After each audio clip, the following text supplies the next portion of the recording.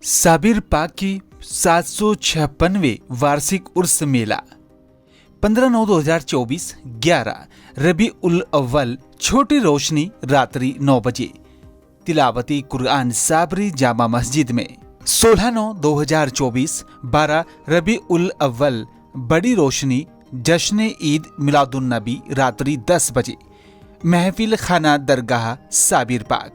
17/9/2024 13 रबी उल अव्वल कुल शरीफ साबिर पाक सुबह 10 बजे महफिल खाना दरगाह साबिर पाक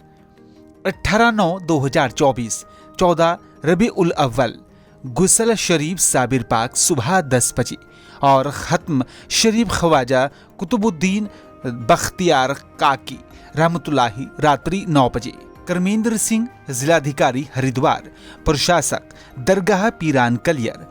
आशीष Kumar Mishra, joint magistrate Roorkee SS Usman, मुख्य कार्यपालक अधिकारी उत्तराखंड वक्फ बोर्ड, रजिया प्रबंधक दरगाह पीरान कलियर।